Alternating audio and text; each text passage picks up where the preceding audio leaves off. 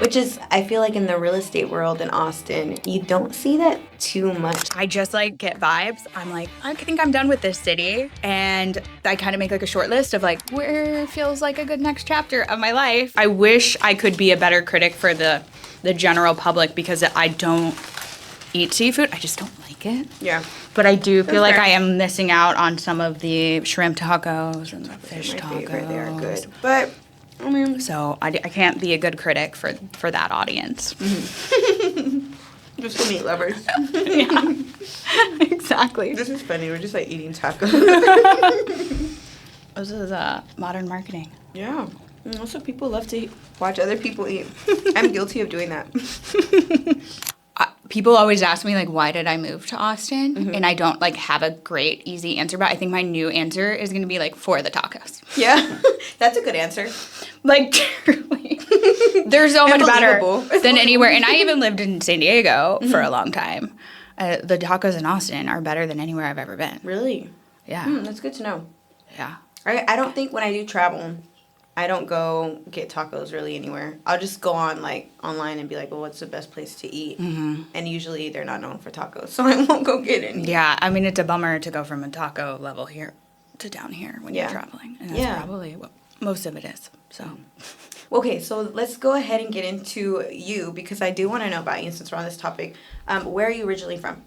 So I feel like probably what I tell people, because where I feel like I'm from, my hometown is San Diego, California. Mm-hmm. But my dad was in the Air Force, so I did grow up in Arizona, did summers in California. Mm-hmm. Like the day after high school, though, I like moved back to California. So California, and then I migrated farther west to Hawaii before I came to Austin. So and I still have ties in Hawaii, so I still go back and forth a lot for because you're going on Monday, right? Yeah. Oh my gosh, that's exciting. Wait, so how long were you in Hawaii? Almost 9 years. So you're there for 9 years. What led you to Hawaii? Oh, okay. So this is another one I don't have a great answer for, but this is how I live my life, and I think it's unique from a lot of people that I meet. Mm-hmm. I just like get vibes. I'm like, I think I'm done with this city, and I kind of make like a short list of like where feels like a good next chapter of my life. Yeah. And I really thought I was going to move. I wanted something way different. Mm-hmm. And it was right when Airbnb kind of became a thing, a big thing. And I lived in all the beach towns. Mm-hmm. And so they all turned into like mega Airbnb spots. And it was just kind of like the vibe changed. Mm-hmm. I was like, I think it's like time for me to go. Yeah. And so I was like, maybe I'll go to another country. Like I could go anywhere. Yeah. I don't have kids. Like I can just go. Mm-hmm. And then my family took a trip to the Big Island of Hawaii, and I'd been to Hawaii before, but never the Big Island, and they were like, you should consider, like, Hawaii maybe instead of, like, another country. I'm like, oh, I can't, like, afford Hawaii. I want to buy a house and this and that, and then took a trip there, did a home exchange. So it was kind of like, so it's like you literally exchange homes, like on the movie The Holiday or something. Like, people do that in real life. Like someone's living in a house, you're living in a house. And you exchange. Kind of like wife swap. Like yes, yeah. A lot of it, so my parents got really into that. Oh my so gosh. they did it, and a lot of people do it with like their second homes too, so it's not quite I didn't even know this was a thing. It's a big thing. Yeah. It's a big thing. Yeah. And so I did a home exchange and like for 2 weeks there and just did everything on the island, and I was like, I think I should move here. And then I started looking at real estate prices there, and I couldn't believe that I could actually afford a house there over where I was living in Southern California at the time. Wow. I was like, whoa, I can buy a house by the water. Yeah. And the mortgage rates, like, this is like a tough subject for anyone in the real estate. They were so low. They were so low, you guys. They were so low. I think I had like a 2.5% or something. Wow. And I was like, oh my gosh, this is like what my rent would be in. Actually, maybe less. And so the doors just kept opening, and I was like, I think I should just leave my stuff here.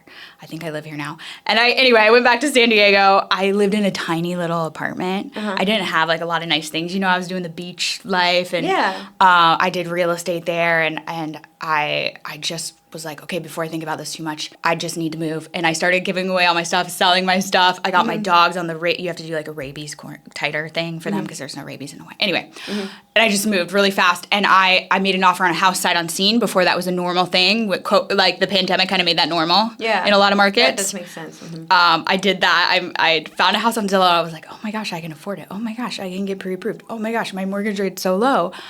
I'm just going to buy it. In worst case, like, I'll rent it out. Like, it's a house in Hawaii. Like, it can't be a bad decision. So that's, like, how much I think about big life choices. I just do it, think about it later, and figure it out. And then that's why I got into real estate in Hawaii, because there's no jobs. Yeah. And I was really good at real estate. And so I started doing real estate in Hawaii and had a house there, and it was super fun. And then they talk about getting island fever. I was like, nah, that's not going to be a thing. Yeah. And then it just one day I was like, I got to get off this island. Really? Yeah, last year. It wasn't even that long ago. And I literally packed up my house like that night. Like I packed up my office and I was like, I'm not going to sleep in this house one more night. I loved it. It's time for me to move on to another chapter. And I think I'm going to move to Austin, Texas. Wow. Oh my gosh. That is like so spontaneous. Okay, but wait. So how did first of all, is real estate really common in Hawaii? Real estate? Okay, there's not that many jobs. Honestly, if you're not like a doctor there or a teacher there, you're probably a real estate agent or a massage therapist. That's about all there is. Yeah. So, or maybe you work in the tourism industry. That's like what most of the economy there is. And I didn't think I was going to go back into real estate. I thought I was kind of done, because if anybody listening has ever been a real estate agent, it's not an easy job. It's a stressful job, like probably insurance too. You're just like, you're kind of on call all the time. And I was in Southern California working on this team of all men, and we're just like grinding it out. And I was like, I can't live like this. Yeah. I can't drink 13 Red Bulls a day and like just, like I can't do this. So I kind of got out of that rat race, and then ended up getting back into it. Just like, well, maybe I should do real estate now that I've gotten to know the island. And I went really, really hard on marketing that wasn't really being done there. Like they're a little bit, and I say this with love for Hawaii, because it's just a fact, a little bit behind the times, which like really worked to my advantage. So that makes sense, because I would assume, I've never been, but like people are more present there because there's so much nature and just being outside and stuff like that. Like, yeah, and it's just like a slower pace of life. Technology is like a little bit, it's just not as, as innovative. Like Austin, that's kind of what actually appealed to me about Austin, it was so different. But like if you made a suggestion, if you were in Hawaii at an insurance company and you're like, I think we should have a podcast, they'd be like, what? Yeah. Why? Yeah. But here it's like, this is like the way that you do business now. This is the way you reach your audience, this is the way you serve them, know? So it was behind the times, but it worked to my advantage at that time, because I started doing, blogging, way back when there was like not a lot of people blogging, and then YouTube. And then I just kind of got a lot of business from the internet, not knowing anybody, not having a sphere of influence like we talk about in business so much. I didn't have that. And so I just made it online. And since nobody else was doing it, I got a lot of business from it. All my business from it. Yeah. So it was just like doors kept opening, and I was like, wow, in California it's so competitive. But in Hawaii, I'm like what's the saying? I'm like a bigger fish in a smaller pond. So it kind of worked out, and then I was ready to move on. Yeah. So then when the island fever, how did you start to feel like that coming on and happening? I realized that I loved my house. I still own a house there. I never thought I would sell it. It was just like this dreamy little tiny 2-bedroom, like really close to the water. And it's quiet and it's beautiful, and I have all these like exotic fruit trees, but it's just it got lonely. Yeah. And I was like, this has been a beautiful chapter, but I'm still young and I'm so ambitious that this is not the place that's in alignment with me anymore, And I will say there is a cultural element to being in real estate there that I was very sensitive to. But it's very different than any other market. I would never, as a real estate agent in Hawaii, make the kind of content that I make in Austin, Texas on the internet, because there's an affordable housing crisis. There's a lot of history. There's a lot of generational trauma. There's good and bad to all of it, but there's a lot of local people who have like lineage to that land who are priced out, And so there's a little bit of, I did it as well as I could, but a little bit of always an ick factor to me of that I am this California transplant selling real estate in Hawaii. And I did a great job and I served clients, but I was never in Hawaii, like market, like move to Hawaii. Yeah. Like I didn't feel okay about that ever. Yeah. So the marketing, it got like I kept running into, because I wanted to do all of this like cool marketing and put it out there, but it would just get such bad feedback. And I'd be like, no, like I understand, I'm trying to, do this right, and I try and work on affordable housing initiatives and, first-time home buyer education, but yeah, I kept running into like, okay, putting this video content out there, like maybe this isn't what I'm supposed to be doing. Like this isn't, I will let this be for somebody else to do. So you felt kind of limited a little bit. Yeah, to what you could put out there. like for me, being in Hawaii, I'm like, you know, it is part of the United States of America, but they have their own history of the Kingdom of Hawaii. And in my mind, I was always a guest there and like so accepted by everybody. I loved, you know, I had Hawaiian clients, but it's different. It's very different being in business there than anywhere else in the United States because of that really unique culture. Yeah. That makes sense. So what made you choose Austin? Had you been here before or? I just randomly, I'm going to try and shorten this story because it's long, but I had a podcast last year. It was called Two Girls in the Market. It was with another female real estate agent. We did it remotely. She was in another state. And we kind of, it was a little bit about dating and real estate. We kind of like played off the parallels between the dating market and the real estate market. And it made for some fun content. It is fun content. Yes, yeah. But it really was just about like empowering women in business and things that affect women. But we had a challenge because at the time we were both single and we were like, we're going to go on the dating apps. Oh my gosh. And there's nobody to date in Hawaii. Yeah. So I met somebody who was on the island who was from Austin, Texas. Ended up dating him. So probably never would have come out to Austin. Didn't think I would like Texas. I'm sorry because I know this is probably all Texans listening to this maybe. Yeah. I was like, I'll never move to Texas. I just don't relate to Texas. Like I've never thought about moving to Texas. I won't move there. And I came to Austin and I did not like fall in love with this man, but I fell in love with Austin, Texas. I love that. I didn't fall in love with a man. I fell in love with Austin. Yeah, but it was like the ripple effect, and it's truly like, oh, because of my podcast from real estate, and then that silly challenge where we went on dating apps, and I happened to meet somebody from Austin, Texas. Yeah. And started coming out here, and like loved it, and I was like, wow, there's so much happening. Like I was craving opportunity and business, and I got really interested in like the startup scene here and all of the real estate development and the tech and where the money's flowing, and just saw so much more opportunity for what my life could be in the next chapter. Yeah. And so I kind of made the decision last summer just to do it. Yeah. Wow. Oh my goodness. Okay, so you still have your home in Hawaii though? Yes, I still have my home. I still have some real estate clients, but I am phasing that out very quickly in the next few months to just fully focus on Austin. Okay. And a unique thing that I have started doing is I run mostly like a referral business. So I get a lot of like organic real estate leads from online marketing, YouTube, different things. And then I found really good agents that I partner with, both in Hawaii and in Austin, to kind of like match them with the best.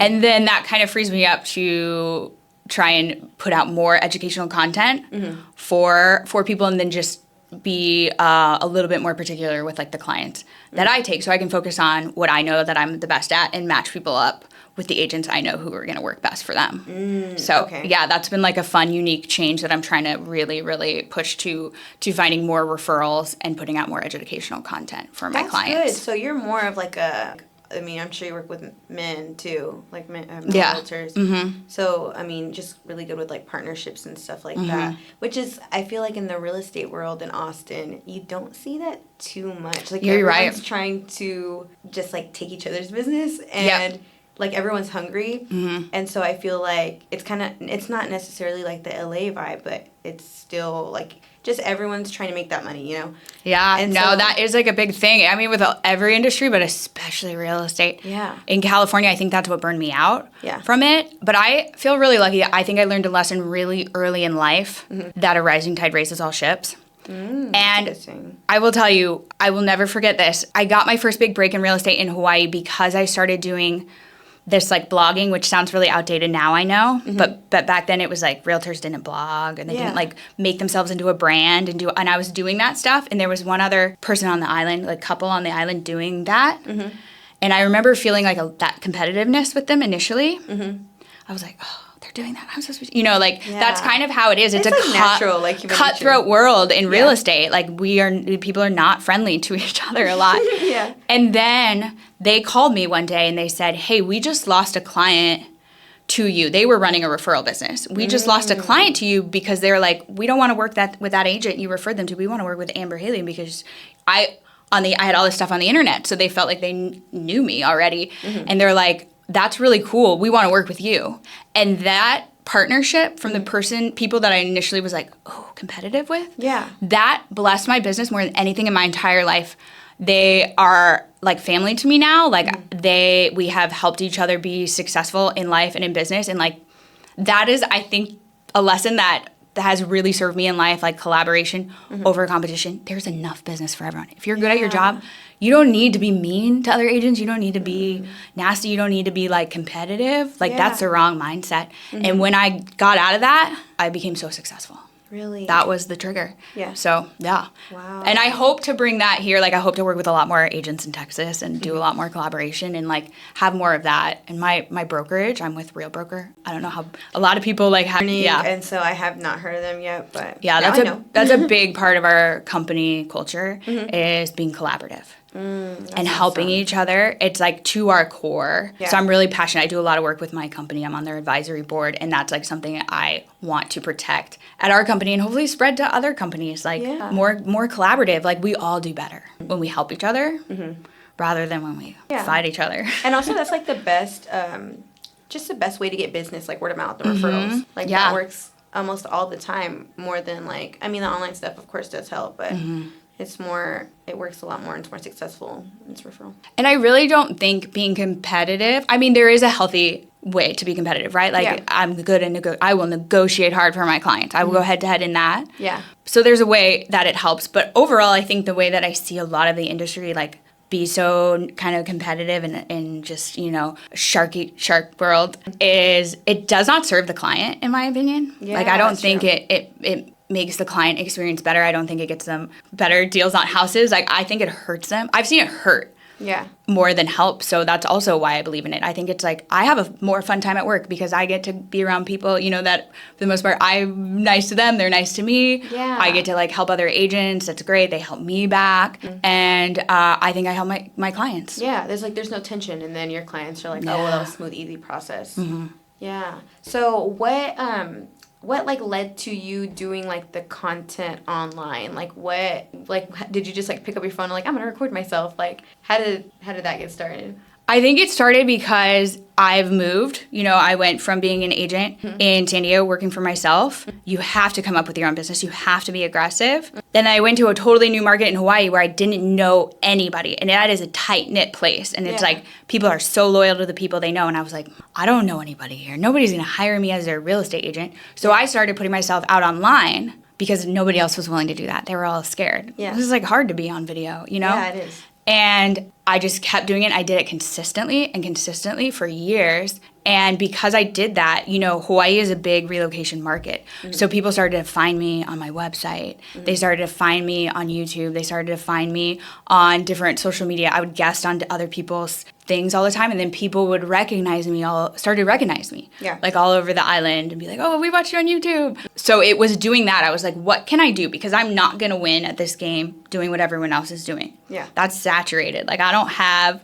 all these family and friends here. I don't know anybody here. This is what I can do because nobody else is doing it. And I took some heat for it. At the beginning, people thought I was crazy, but I built a business doing that. And that's why I really encourage like other people to kind of put themselves out there when it's uncomfortable, because I don't think there's anything more powerful than video marketing and online marketing. No, right now that's the thing. Yeah. And I mean, if you're not comfortable, or what is the saying? If you're uncomfortable, then that's a good thing. You're doing something right. It's a good thing. And making video is hard, and doing it and editing, learning how to edit and all that stuff is really hard. But I tried to flip my mindset on that and be like, every time it's hard or I'm frustrated or I'm like, I don't want to do this, or I look weird, I sound weird, like, the camera broke and I didn't get the content I wanted. Yeah.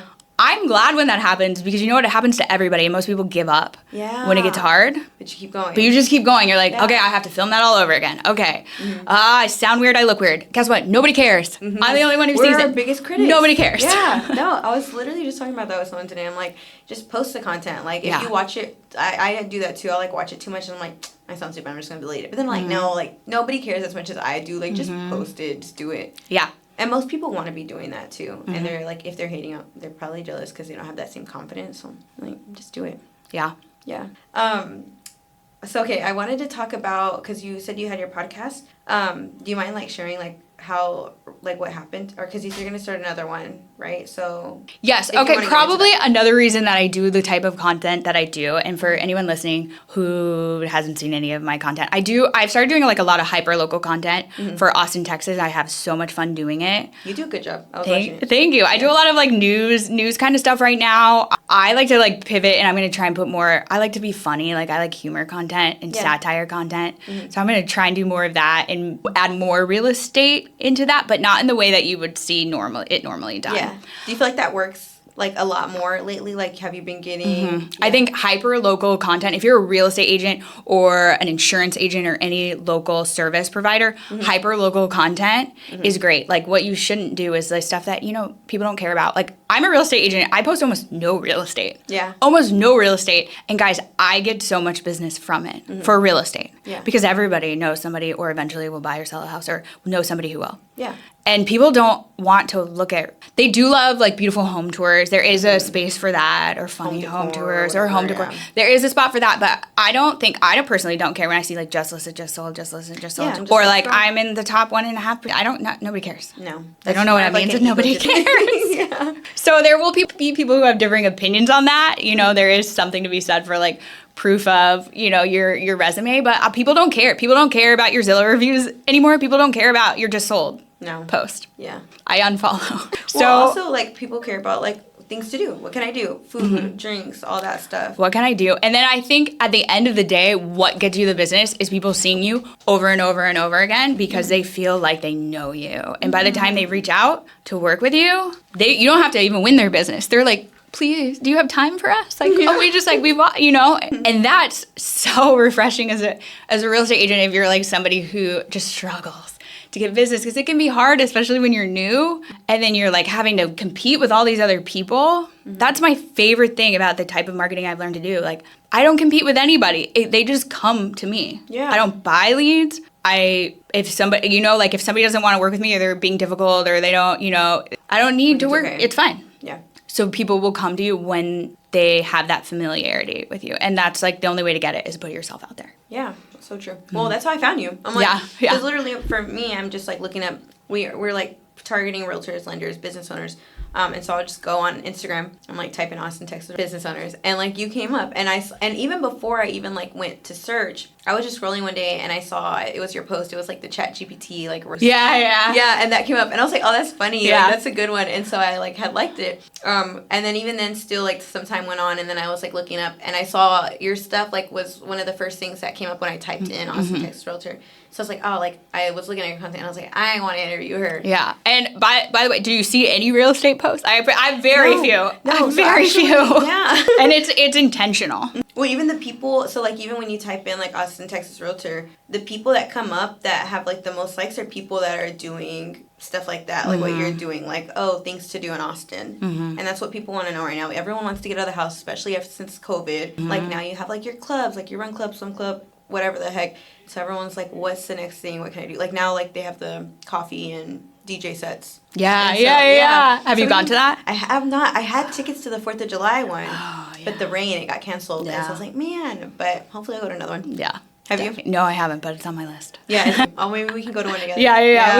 We should. Yeah. That's it. I just think like hyper local content right now, and then you just kind of have to find like what works for you. Like I'm gonna keep reevaluating, and like at some point the new stuff is not going to maybe be as interesting, but right now I know from doing research that most people get their news from social media. They don't watch the news. So they're like, whoa. Even real estate agents who have way more years of experience in Austin than me are like, I learned a lot from your content. Also, another reason I really encourage people to do this, if you're moving markets, if you're just moving to Austin and you're new here, like I am fairly new here, like you learn so much.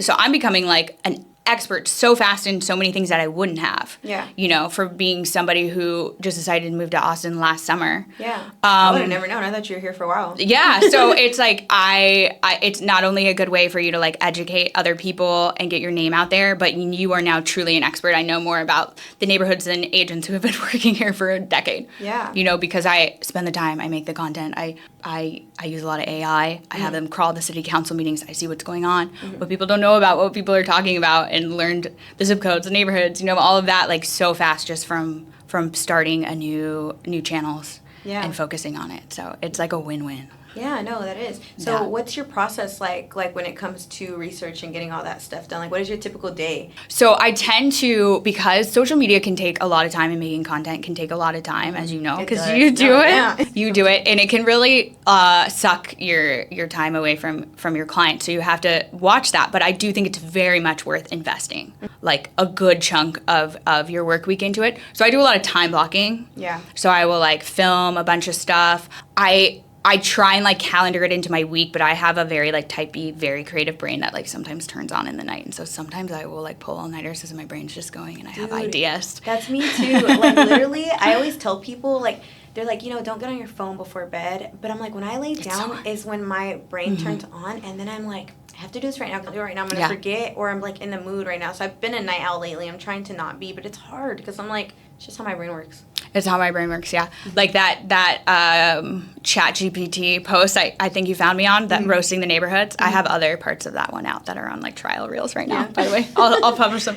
But that one came to me in like the middle of the night, and I like probably spent 2 hours in the night. And no, but it was worth it. Yeah. Which that also was not even a fully original idea. I did put my own original spin on it, but some other agent somewhere else did that. So that's another reason I'm really collaborative. I go to a marketing mastermind with other agents who are like top doing creative things every single week. I always try and be there because we share ideas. Yeah. And agents from different markets too, or even in Austin too, I do it. We're like, oh, this worked for me. You should do that. Oh, that's working for you. Oh, what's working on YouTube right now? How are you reaching people? Is it like a virtual thing? Yeah, over Zoom. Cool. So like kind of staying up to date and collaborating with other people who have the same like drive and creativity. Yeah. And who are willing to share freely. Yeah. They're not like, this is going to hurt my business just because they're like, yeah, copy me. Yeah. And I'm like, yeah, we'll copy each other. Oh, that's the best type of person. Yeah. Thank you. Yeah. Good idea. No, actually, when I thought of this podcast, I was in a marketing class that was being paid for by the company. And they were like, if you want to learn, like, it's free, take it. And so I met another insurance agent doing marketing in Colorado.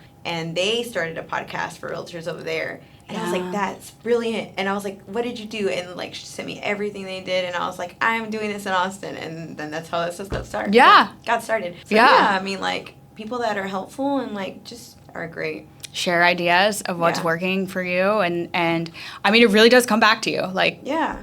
And you just put your own spin on it. And like, it doesn't have to be exact, but you let the ideas flow. Yeah. I mean, truly, when I started making like news type of content, there was an agent, and he is with my same brokerage, but he's in a totally different state, totally different market. We had met maybe once at a conference, but we're in these masterminds together, so we see each other on Zoom. He has absolutely no reason selfishly to help me, but he literally got on a call with me. He was like, do you have time right now? Hopped on a call with me for an hour, talked through his whole process, shared it with me. I literally copied it exactly, but for, put my own little spin on it and then adapted it with what's working for me. It's a little different than what works for him. And, he doesn't really do TikTok, but I want to do TikTok. So I adapted it. And I've passed that forward. Like, I've sat on calls with other agents and told them the same thing. I'm like, well, this is what works for me. And this is how I use AI to help speed up the process, because it is really time consuming to make content. So this is how I made do you use ChatGPT? It's my life. I was just telling. Yes, so I love an AI girl. No, literally, like people, some of my friends, they were like proud of me because the other day I used Google instead of ChatGPT. They were like, we're so proud of you. And so that's how bad it was. Like, I was like, no, it's good. No, it is. So it is. But I was kind of getting a little bit like think for me. And so I know I have to use my brain too. But they are coming out with studies that it's hurting our critical thinking. However, I will argue, I think girls like us who are up at night thinking, I think it's actually helping our critical thinking because we're thinking of ways to use it. Yeah, exactly. See, I'm like, I don't use it. I was using it personally too. I was like telling it, like I was like TMI, whatever. I don't care. Like, but I was in this relationship. As a therapist? Yes. Yeah, I did a whole podcast episode on that. You can listen to it if you want. I was using it as a therapist, and it was like telling me that I was right, and I was like, I was like, thank you. But I tell it, I'm like, don't enable me at chat. Like, tell me I'm wrong. Yeah, to be like subjective. You have to program your chat correctly to be subjective. And yeah. I could talk about AI forever. Me too. I love chat. And now they have Chat Agent. I haven't used it yet. Have you seen that? No. So it just came out last week. So if you pay for the Plus or the Pro, now they have Chat Agent, and so it's a part of ChatGPT. I think you just change in the corner. I haven't used it yet. I just found out about it yesterday. Okay. And then I had another realtor here today, and he was telling me that he's also about to start using it. But basically, it's going to be like really good at like a particular job. So if you wanted to like do something and just be really good at that one thing, it's basically going to take on like that role of like whatever the heck you need it for. I don't know. Kind of like a custom GPT? Yeah, basically. So I'm like, that's going to be interesting. I'll be looking at that today. Yeah, I am. I'm going to look at it too. I was like, Pat, what can you help me with? Yeah, because I literally have like some custom GPTs. I have one to help with like running my personal life. Like the projects? Just like everything. It's like my therapist, my life coach, my calendar. calendar. No, I have one. It's like called like Healthy Serena, and it's like my gym plan and like my meal prep. Yes, oh man, I have a friend like a year ago. He was getting chat to like meal prep and connect to have it auto order his groceries. Oh, like he's like a genius. That's I mastermind with people who are smarter than me, and I try and soak up this knowledge because there are some experts in AI, man. No, there really is. It's crazy. Yeah. I have a friend that uses it to help him code because he's a coder, and amazing. He was telling me also that which maybe people do this, but I hadn't heard of it at the time. He was like, I tell it to put like everything. He's like, I tell it everything that I have in my house and my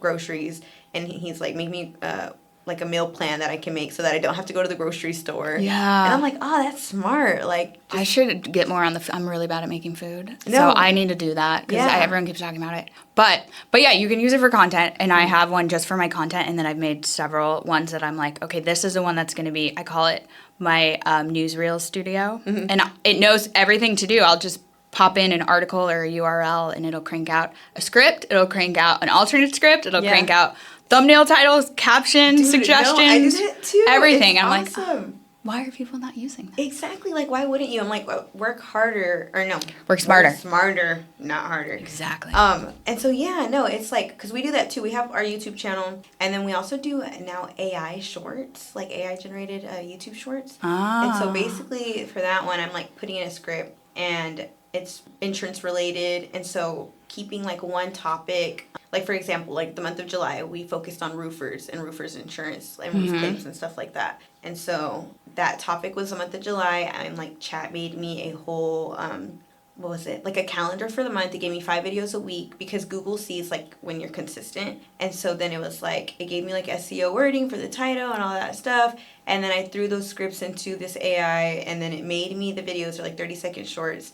And then bam, just schedule all those on the YouTube account. It's so amazing. It's amazing. I'm like, like people don't think about this stuff. Yeah. And so, it's fun. I could geek out on it all day. No, me too. I'm like, get ideas from people. Like, I don't care. I'll tell y'all, like, that's how I do it. It's so cool, though. Yeah, I even made, and this was a long time ago, so it's probably not that cutting edge now, but in the early days of ChatGPT, I made... I wasn't licensed in Texas yet. I was only licensed in Hawaii, and I made and put it in the marketplace, a Big Island, Hawaii, custom GPT for people to find and use. And I had it, like, if anybody asked for a realtor, like, it was programmed to be like, Amber Haley is realtor in Hawaii. And it was I thought I was, like, so smart. And now it's like, now it just finds realtors. But yeah, I've been geeking out on it since the early days. Yeah. But I know it can be a little problematic, but I like to also really empower business owners.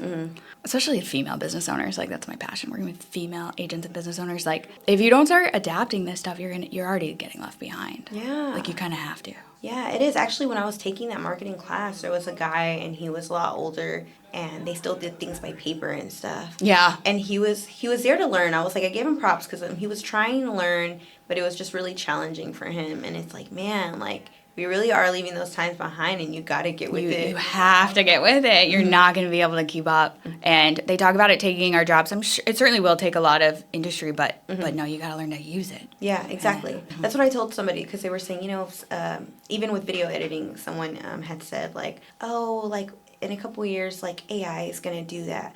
I don't necessarily think so, though, because I'm like, yeah, like, video editing, you still got to you it, and, like, I'm like, I don't think a robot could do that 100%. There's some things. But, yeah, exactly. Like, just learn how to use it and help. It speeds up the time in the process. Oh, absolutely. Yeah. Yeah. I couldn't make all the content that I do without it. So that is a big part of my process.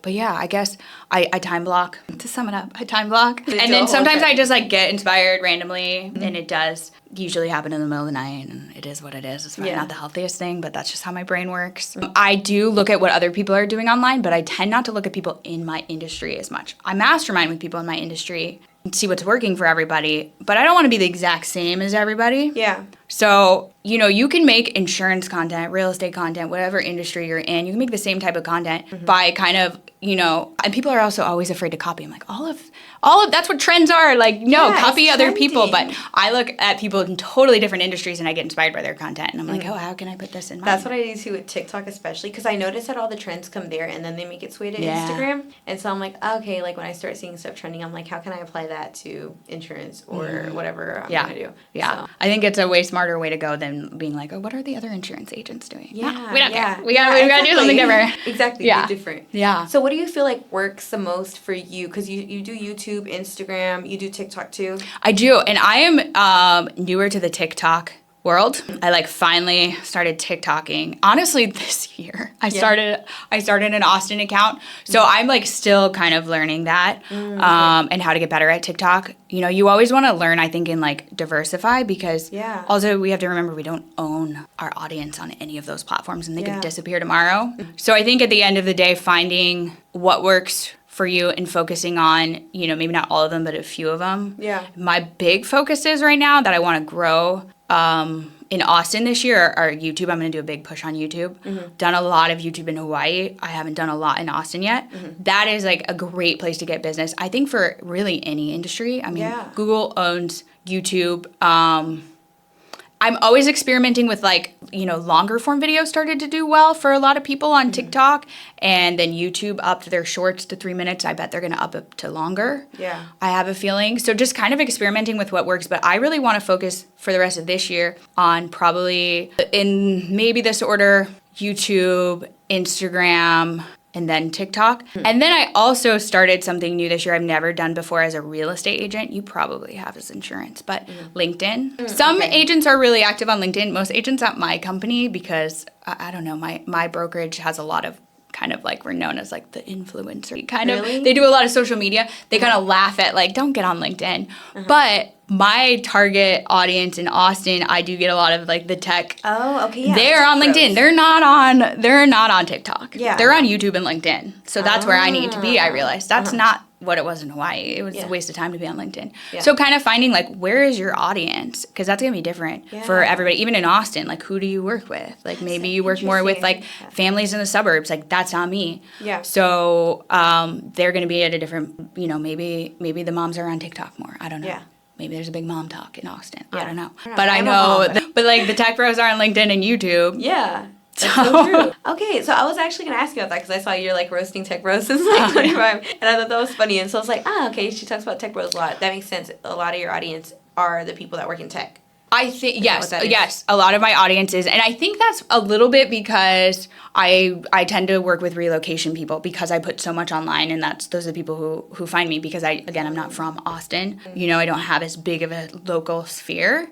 So I'm like, what are my strengths? Okay, well, I've lived in California. I speak their language. I started meeting a lot of people in that world. I learned the words that they did. And there is nobody to me more roastable on the planet than the tech bros. And they're in on the joke. Yeah. You know, because I love humor, I love satire, but I don't want to be insensitive to anybody. I'm not going to make fun of, you'll see real estate agents sometimes like making fun of listings or clients, like, or other agents, and like, I just, it kind of is like an ick thing. Like, I don't think it's like the best route to go. So I'm like, let me roast some archetypes that everybody can kind of think is funny. And that's like the biggest one. That's just easy. And they think it's funny. And if they don't, like, I don't really care. Like, you just can't take a joke. Yeah. I'm like, then don't work with me. Yeah. I do have to be careful though, because I do have a lot of content that I've made that I haven't even put it all out yet, where I do roast a lot of different archetypes. So, but I am very careful with like fair housing laws. Like, you got to be careful when you get a little like, I'm like, this is just satire. All homes are open to all qualified buyers. But there are some funny archetypes in Austin, Texas, and that's what I love about it. Yeah, I mean, that's so true. And I can make fun of the transplants, especially from California, because I'm one of them. Yeah, you can. Yeah. I even made a piece of content. It's actually like, I think it's like 30 pages long, a PDF. Me and ChatG made it. Yeah. But it's funny, but it's also really informative, called The Tech Bros Guide to Moving to Austin, Texas. Okay, wait. So I'll send it to you. Okay, yeah. Actually, I went on your website and I saw you have like a PDF or... Yeah. I don't know if it's like fully up, because I've like taken it up and down a few times. I need to put it up. But I've had it made for a while, and it's for tech bros or not tech bros. Even if you're not a tech bro, it's just kind of funny. And I thought that was like a unique like, instead of making your, like, run-of-the-mill relocation guy that nobody cares about, I was like, this is funny. I'm going to put some humor in it, but also it's really informative. Yeah, no, and I love for that. people who relocate, like, I'm like, hey, like, when people in Austin say this is what they mean. Yeah. Like, here's, like, the lingo, the cost of living, but then breaking down the neighborhoods, what's important to them, you know, what I know that they're looking for, and so, like, yeah. So I make fun of the tech bros. They're just easy to make fun of. I love that. It's like, no, but that's so cool. It's like you're humorous, but like you gotta be, because there's some. And I make fun of myself too. You know, I'm in on it too. Like, yeah, but it's cool, and it's like more relatable than seeing like your average just like real estate post. Yeah. Yeah. I just kind of honed in on that. I was like, you know what? If I'm gonna pick an audience, honestly, it's the audience that kind of finds me anyway. Mm-hmm. But I was like, I want to work with, you know, a lot of different types of people, but specifically because I'm so interested in, and this is a kind of a tangent and something not a lot of people know about me, I'm really interested in the startup world. I'm like baby steps into the investor world. Like, that's something I want to do for like a long game if I ever phase out of real estate, which I probably will someday, get into investing and venture capital. And I'm so fascinated by it. And I think it's so important for females in that space. I think it is too. And I still am trying to learn that. So if you got any pointers and tips, like, help a girl out. So I'm learning. So I started doing research and like making random videos about funding rounds and different things that it doesn't reach a huge audience but it reaches. I've had so many founders of companies, like big companies, start following me. Oh, that's awesome. And I'm like, well, these are the clients that I want. Yeah. This is the world that I want to work in. So I can do, you know, two birds. So it's like you found your niche. Like, that's going to be my niche. And I'm so interested in it for myself and for work outside of real estate too. So I think like it's so important for people to kind of find what both interests them that they can commit time to that can also reach an audience. Yeah. You know, that they don't always match up, but if you can find something that matches up, that's gold. Yeah, no, that's so smart. Like, that goes hand in hand. I don't think I've heard anybody do that. So yeah. Well, I didn't see anyone doing it, and so that's why I did it. I was like, I don't see anybody marketing just to this very specific niche group that speaks this language, and I can make fun of them, but I'm also can be in the room with them and speak their language. Yeah. And know and take it with you in the future. And like, those are great real estate clients to have. High net worth. Yeah. And influential, exciting world to be in. So it really is. No, that's awesome. Yeah, but I will make fun of them. And they will do it with you. They will laugh. They laugh at that. Their Patagonia vest. They're you know they're optimizing and they're cold plunging and their mushroom tinctures. Like, it's so funny. That is perfect. Yeah. So that's where that came from. Yeah. It's just funny to me, and I thought it was creative. Yeah. I don't know. No, that is so creative. Like, literally, I haven't heard. I'm like, wow, you are very smart. Thanks. Marketing is fun for me. That's why I try and focus my business now less on working with clients day to day and more on working with other agents, helping them do that, and the referral thing, because I'm like, you know, something you got to do in life, reassess, like, what am I good at? What am I not good at? Yeah. Okay, I'm going to partner with people who are good at this, and they're going to partner with me because I'm good at that. Yeah. And we're going to work together. And it's like your everyday job, so you have to. Yeah.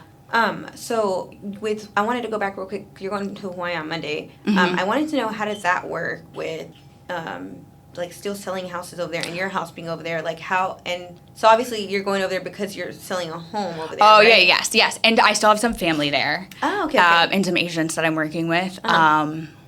And so I'm dual license. I'll be dual licensed through next year, but I've pretty much am phasing out of like working with clients there. But it's just still a part of my life, probably for the rest of the year. But you can have a real estate license in a lot of states. Yeah. And yeah, you can do real estate in both. I don't think it super serves, like, me personally, I would never hire like a part-time real estate agent. I'm sure there are some great ones. But for me, I'm like, well, why would I hire somebody part-time? So I really am focused on Austin, Texas, like almost 100%. But part of my life is still back there, and I am still licensed there, and I am still going to sell properties that I own back there, and just some people that are just really close clients or friends or family, until my license expires next year, and then I'm not going to renew it. I'm just going to keep renewing my Austin one. So I'm like fully focused on Austin, but I still do have part of my life there. So it's kind of cool to get to do both. Yeah, no, that is cool. But how does that work? So how do you make it work, and like with time and traveling and all that? It's a lot. And after this summer, I hope to not be going back and forth. So once I have I have like a couple things that need to close there, and I'm just Austin full time because it is a lot. It's 5 hours different. Ah, okay. Yeah. So that's hard. So I am there at least every month and here every month, and it's a lot of travel. Yeah, that's why it was a little hard for us to schedule. I was like, oh, my Yeah. summer is, and then I love traveling, but it's really hard as a real estate agent to travel when you are like a solo agent. So it's not something I had a lot of time for in life. And then this year I just have like kind of redone my business where I can refer out and partner with other agents, and that opened me up to like, I went to South America and Costa Rica this year, and can still like work kind of remotely, which is so cool when you're a real estate agent, because it's so hard to get away from your job as a real estate agent. So that's been like a fun kind of transition for me. So I make it work. I wouldn't recommend it to anybody. Stick with one city. That is what it is. Yeah. It's fun for now, but it's short term. Gotcha. Yeah. But you're making it work. So I make it work. Yeah. And then I'll always have those referral partners in Hawaii. And when you're a real estate agent, as you probably know, in any state, you can refer business to anybody in any state. You don't have to be licensed there. So there's no reason for me to at this point, unless I had a team there and a team here working full time, which I don't have that kind of ambition. I like to keep my ship tight and small. So yeah. That's actually good too. Like it makes you look good too, because then you're able to say, well, you know what, hey, I can refer you to this person. It makes you like I would be like, oh, well, she knows a whole lot. And she knows a whole lot of people. Yeah. And I did actually I didn't know how many people would move back and forth between Hawaii and Austin. I haven't heard that many people before, but I did actually just have someone that I'm working with them on both ends. They're buying there and selling here, and that's the first time that's happened. I'm like, this is kind of fun. Yeah. Well, actually, we had an agent here that he moved to Hawaii because his he had a kid, and him and his wife, she was already living there and he was staying here. But then, when you get pregnant and you have a child, you got to go over there. So he was working there, but still working for us remote. Oh, wow. Yeah, but the time difference. There's a lot of people in Hawaii who work mainland hours, and as they get up early. It was hard for him. And so now he's no longer like working with us, but it was cool because we're like, oh, Andrew's in Hawaii. I'm like name dropping him, but it's kind of cool, like what the world has become, where people can work remote and we can do so much stuff. Yeah, it really has like opened up a lot of possibilities with what you can make your life. Cool. I love it. I mean, sometimes even for me, like I work hybrid, so on my work from home days, like if I can go to like a coffee shop or somewhere, that's so nice. Like, just get out of the house. Yeah. But I see some people go the extra mile, and I'm like, they're at probably Zilker or like Barton. And okay. One of the things that I realized moving to Austin. I'm like, my first reaction was like, oh my gosh, everybody here is so employed, because compared to Hawaii, where people are truly retired or just surfing, like everyone's so ambitious and employed. And then I started to go to like Zilker. I was like, does anybody work? It's like you go to Barton Springs at like 11 a.m. on a Tuesday. I'm like, there's people there. It's do you guys have jobs? No, I even see, there's this one guy on Instagram. He's like known for doing like the drone footage of Austin. Oh yeah, I probably follow him. Like a couple of them I follow. Yeah. And so like he showed like Barton Springs on like a Monday or something. Yeah, so packed. I'm like, wow, like that's crazy. I'm like, maybe they're working remote. Yeah, I'm like, that's what I like to assume. I don't know. They're fun employed. I don't know. Like Austin, Texas, you were wild. Like such ambitious people, and like also people who don't. There are some people who live to work, but a lot of people work to live here, and I do love that. I think that's a beautiful thing too. I love that too. Yeah, and that's why I love it here. I'm like, and I'm very social and outgoing, so I'm like, there's just always stuff to do here. Like I love it. I'm actually from Austin, like born and raised. Oh, good for you. Yeah, and so you hear a lot of local people, and they want to leave, or they like, I don't know. They're like, oh, I don't really want to be here in Austin anymore. But I'm like, for me, I'm always telling people, like, I love it. There's always stuff to do. Like, I have my kids. There's stuff for me to do with them. When I don't have them, there's stuff for me to do. Like, I don't see myself leaving. Not yet. I'm like, at some point I will maybe, but not right now. Still because my kids are in school. Yeah.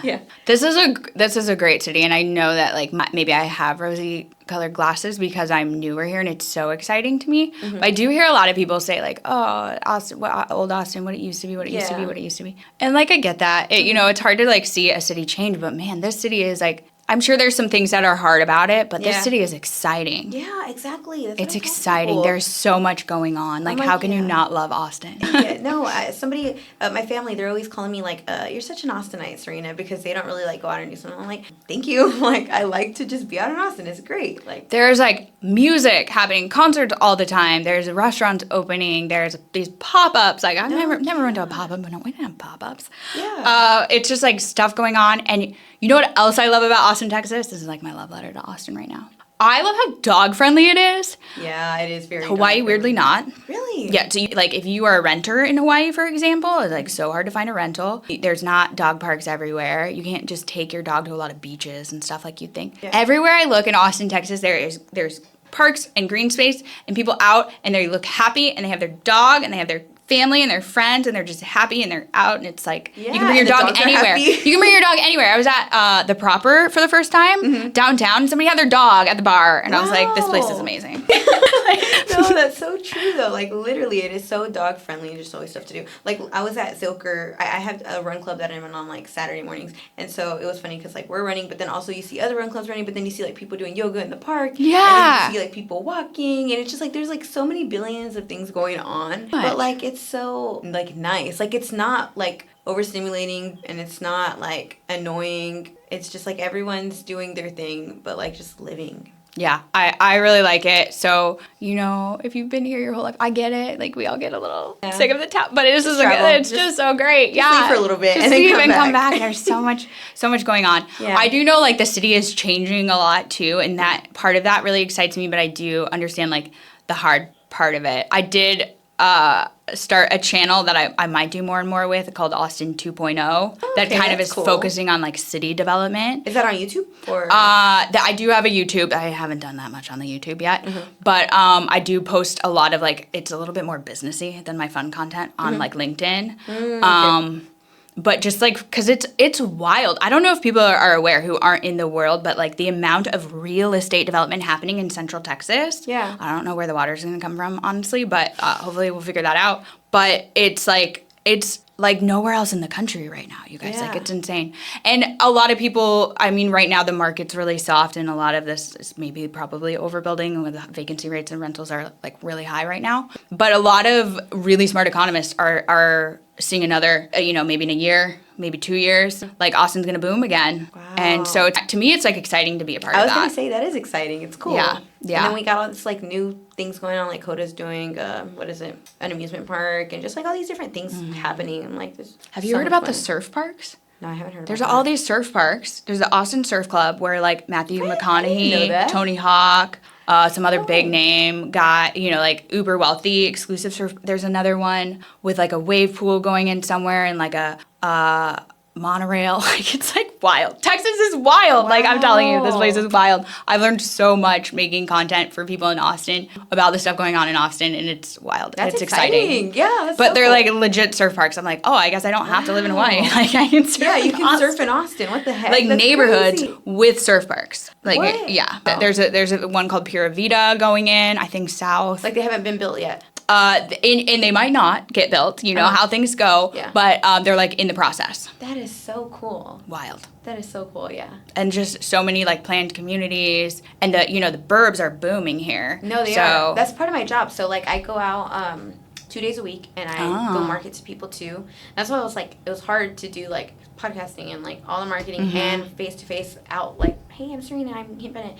But I was going out to like new construction houses, like subdivisions, and just like, hey, like we do homeowners insurance, and I mean it's crazy. It was cool. I would like plan my own route, and like I live south, and so I was like going to like the ones by my house, and I'm just like, wow, like all these new houses are being built in this area. Yeah, it's so cool. It's crazy, like how many. And just everywhere. Think of like all of the opportunity that brings for so much business. So that's exciting. And then you have all of these big tech companies. Like one that's so exciting to me is this UK rocket company just is bringing its US headquarters to Austin, and they're like making the rockets that are going to take us to Mars. Like this is happening in your backyard. Like this is exciting. And then when that happens, then that brings a lot of jobs and tech talent and money and neighborhoods being built. And it's, there are pros and cons, obviously, to change into development. Obviously, there's going to be, like, bad things that come with that, too. But it's overall just, like, a very exciting place to be if you start paying attention to the news and what's going on here.